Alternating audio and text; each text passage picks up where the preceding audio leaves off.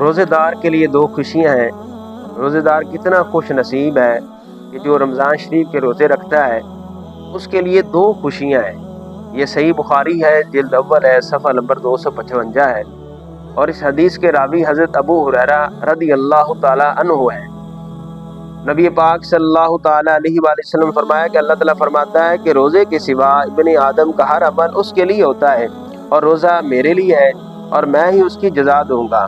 روزہ ڈھال ہے، اور جب تم میں سے کوئی شخص روزے سے ہو تو فرمایا کہ نہ جماع کی باتیں کریں، اور فرمایا کہ نہ کسی کے ساتھ یعنی لڑائی کرے۔ اگر اس کے ساتھ کوئی لڑائی کرے، جھگڑا کرے، گالی دے تو فرمایا کہ وہ 2 مرتبہ کہہ دے کہ میں روزے سے ہوں، میں روزے دار ہوں۔ فرمایا اس ذات کی قسم جس کے قبضہ قدرت میں محمد مصطفیٰ صلی اللہ تعالی علیہ وآلہ وسلم کی جان ہے، فرمایا کہ روزے دار کی منہ کی بو رب تعالی کے نزدیک مشک کی خوشبو سے بھی زیادہ پسندیدہ ہے۔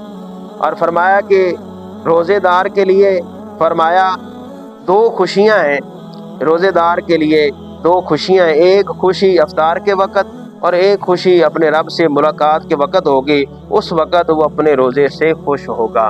تو اللہ تعالیٰ کی بارگاہ میں دعا ہے کہ خالق کائنات ہمیں رمضان شریف کے جو روزے ہیں جو ہمارے اوپر فرض ہے، اللہ تعالیٰ خوشی کے ساتھ ہمیں رکھنے کی توفیق عطا فرمائے۔